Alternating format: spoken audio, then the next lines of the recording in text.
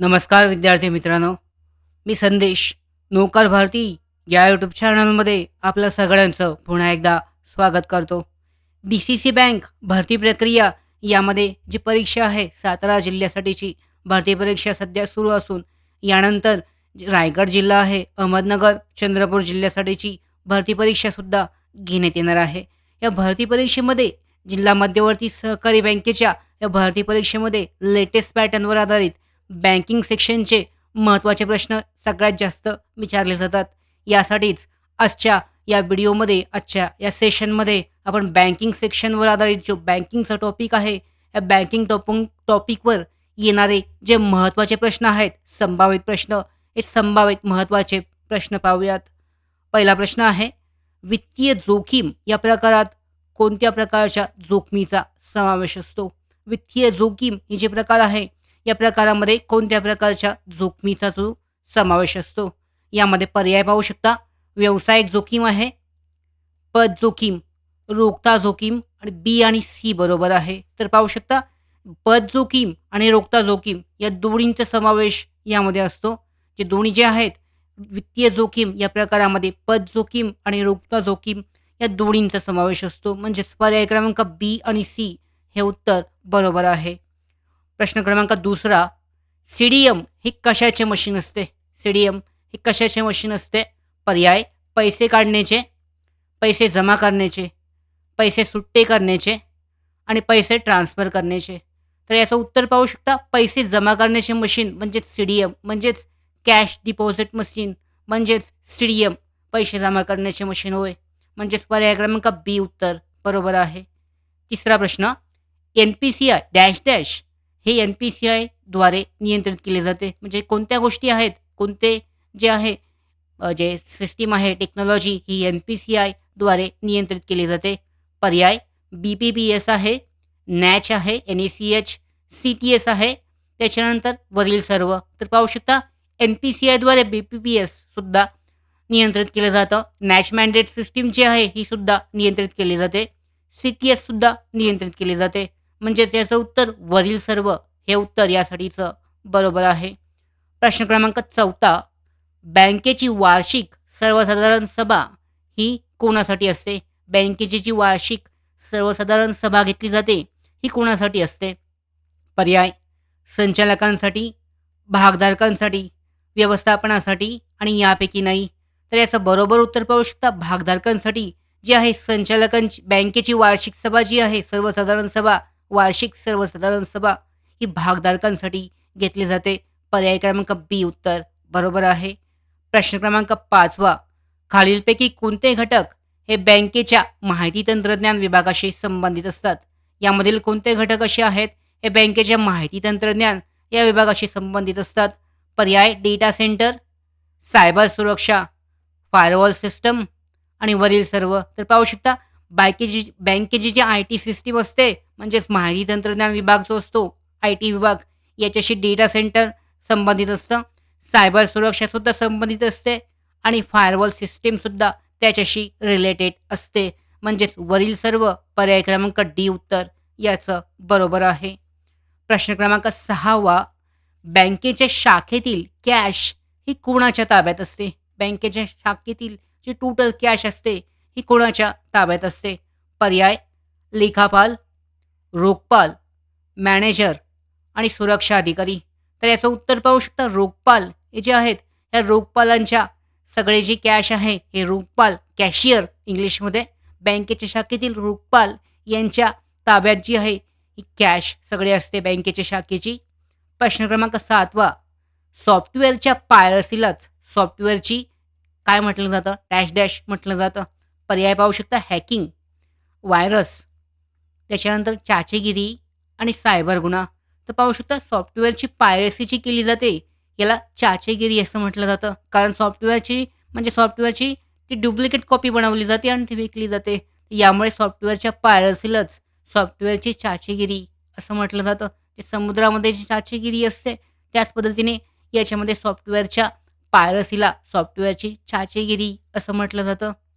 प्रश्न क्रमांक आठवा, बँकिंग क्षेत्रामध्ये जोखमीचे एकूण किती प्रकार पडतात? बँकिंग क्षेत्रामध्ये जोखमीचे एकूण किती प्रकार आहेत? तर पाहू शकता पहिलाच प्रश्न जो आहे यामध्ये सांगण्यात आलेला आहे. जोखमीचे एकूण 2 प्रकार पडतात बँकिंग क्षेत्रामध्ये. पहिलाच प्रश्न तुम्ही पाहू शकता यामध्ये जो देण्यात आलेला आहे. यामध्ये जोखमीचे, वित्तीय जोखमीचे जे प्रकार आहेत याबद्दलची माहिती यामध्ये सांगण्यात आलेली आहे. तर यानुसार पाहू शकता जी वित्तीय जोखीम आहे बँकेसाठीची यामध्ये पत जोखीम आणि रोखता जोखीम असे 2 प्रकार आहेत. म्हणजे याच्यामध्ये 2 घटक असतात. या पद्धतीने त्याचं उत्तर आहे. एकूण 2 घटक यामध्ये समाविष्ट असतात. बँकेची जी जोखीमची आहे या संदर्भातलं प्रश्नाचं उत्तर या पद्धतीने आहे. बँकेच्या क्षेत्रामध्ये जोखमीचे एकूण 2 प्रकार पडतात. बरोबर उत्तर आहे. प्रश्न क्रमांक 9 कोअर बँकिंगसाठी वापरले जाणारे सॉफ्टवेअर कोणते? कोअर बँकिंगसाठी बँकेमध्ये सिस्टममध्ये कोणतं सॉफ्टवेअर वापरलं जातं? पर्याय पाहू शकता. मायक्रोसॉफ्ट, स्विफ्ट आहे, फिनिकल आणि UPI. तर फिनिकल म्हणून जे सॉफ्टवेअर आहे हे बँकिंग क्षेत्रामध्ये कोअर बँकिंगसाठी वापरलं जाणारं सॉफ्टवेअर आहे. प्रश्न क्रमांक 10 IDRBT या संस्थेची स्थापना कोणत्या वर्षी झाली? IDRBT ही जी संस्था आहे या संस्थेची स्थापना कोणत्या वर्षी झाली? पर्याय 1991, 1996, 2011 आणि 2018. तर याचं बरोबर उत्तर पाहू शकता 1996 मध्ये IDRBT ही जी संस्था आहे ही स्थापन करण्यात आली. 1996 याचं बरोबर उत्तर आहे. तर अशा पद्धतीने तुम्ही DCC बँक भरती प्रक्रियेची तयारी करताय. ऑनलाईन टेस्ट सिरीज आहे. ते यामध्ये पाहू शकता 700 पेक्षा जास्त जागांसाठीच्या भरती प्रक्रियेसाठी आम्ही परीक्षेच्या अभ्यासक्रमावर आधारित प्रश्नसंच परिपूर्ण 10 प्रश्नपत्रिकेचा संच जो आहे हा तयार केला आहे. परीक्षेचा अभ्यासक्रमचे पॅटर्न आहे. या पॅटर्ननुसार महत्त्वाचे सेक्शन टॉपिक यामध्ये आम्ही कव्हर केले आहेत. याची लिंक आहे डिस्क्रिप्शन बॉक्समध्ये. नोकर भरतीचं मोबाईल ॲप्लिकेशन डाउनलोड करून ही जी DCC बँक भरती प्रक्रियेची ऑनलाईन टेस्ट सिरीज आहे ती तुम्ही सोडवू शकता. पुढचा प्रश्न पाहूयात. प्रश्न क्रमांक 11 इंटरनेट बँकिंग सेवा सुरू करण्यासाठी काय करणे आवश्यक असते? इंटरनेट बँकिंगची जी सेवा आहे ही सुरू करण्यासाठी कशाची आवश्यकता असते? पहिला पर्याय वित्तीय ऑडिट, फायनान्शियल ऑडिट आहे, स्ट्रक्चरल ऑडिट आणि इन्फॉर्मेशन अँड सिस्टीम ऑडिट. तर पाहू शकता इंटरनेट बँकिंग बँकेमध्ये सुरू करण्यासाठी ज्यामध्ये IT सिस्टीमचं ऑडिट म्हणजेच इन्फॉर्मेशन अँड सिस्टीमचं ऑडिट करणं आवश्यक असतं. म्हणजेच पर्याय क्रमांक डी उत्तर बरोबर आहे. प्रश्न क्रमांक 12 रिझर्व्ह बँकेचे राष्ट्रीयकरण कोणत्या साली करण्यात आले? रिझर्व्ह बँकेचे राष्ट्रीयकरण झाले हे कोणत्या साली करण्यात आले? पर्याय 1946, 1950, 1949 आणि 1947.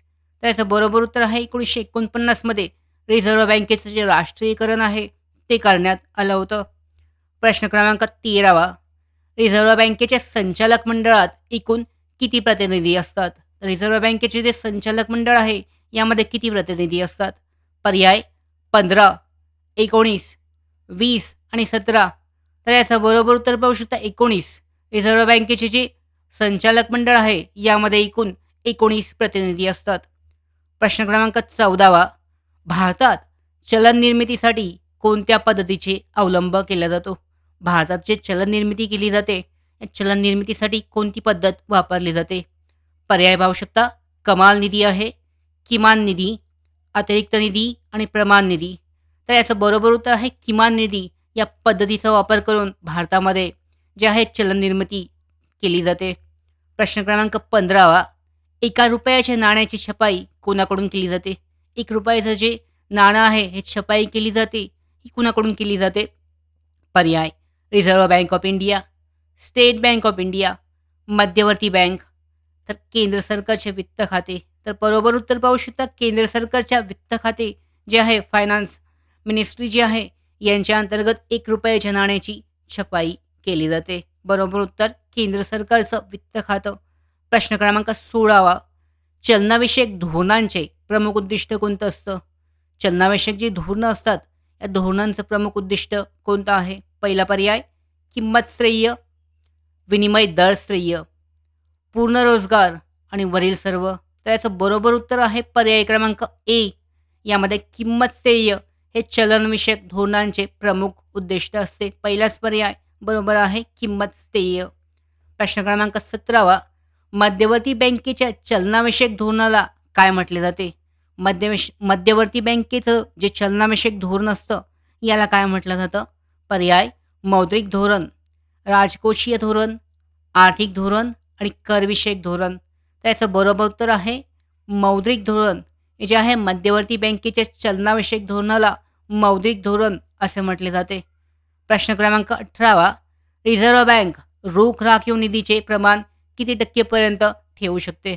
रिझर्व्ह बँकेकडून जे रोख राखीव निधीचे प्रमाण जे ठेवले जाते हे कितीपर्यंत ठेवू शकते? पर्याय 3 ते 5, 3 ते 10, 4 ते 6 आणि 3 ते 15. तर याचं बरोबर उत्तर आहे 3 ते 15पर्यंत जे आहे रिझर्व्ह बँक रोख राखीव निधीचे प्रमाण 3 ते 15% ठेवू शकते. पर्याय क्रमांक ड उत्तर बरोबर आहे. प्रश्न क्रमांक 19. 2023 कोणत्या बँकेचे पंजाब नॅशनल बँकेत विलगीकरण करण्यात आले? 2023 साली कोणत्या बँकेचे पंजाब नॅशनल बँकेत विलगीकरण करण्यात आले? पर्याय Dena bank, oriental bank of commerce, united bank आणि कॅनरा बँक. तर याचं बरोबर उत्तर पाहू शकता. पर्याय क्रमांक बी जे आहे यासाठीचं बरोबर उत्तर आहे. 2023 जे बँक आहे ओरिएंटल बँक ऑफ कॉमर्स या बँकेचे जे आहे पंजाब नॅशनल बँकेमध्ये विलगीकरण करण्यात आले. प्रश्न क्रमांक 20. 2023 भारतातील सर्वात मोठे पेमेंट गेटवे कोणतं ठरलं आहे? जे UPI पेमेंट सिस्टीम आपण वापरतो यामध्ये कोणतं ॲप्लिकेशन सर्वात मोठं ठरलं आहे 2023?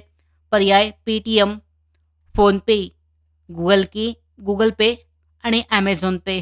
तर याचं उत्तर पाहू शकता फोनपे हे जे आहे फोनपे जे आहे 2023 भारतातील सर्वात मोठं पेमेंट गेटवे ठरलं आहे.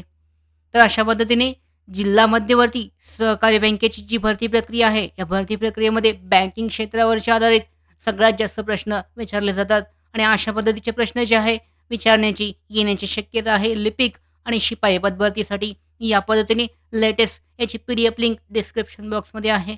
त्याचबरोबर या संदर्भातल्या महत्त्वाच्या अपडेट्स मिळवण्यासाठीच नोकर भारतीच्या यूट्यूब चॅनलला सबस्क्राईब करा.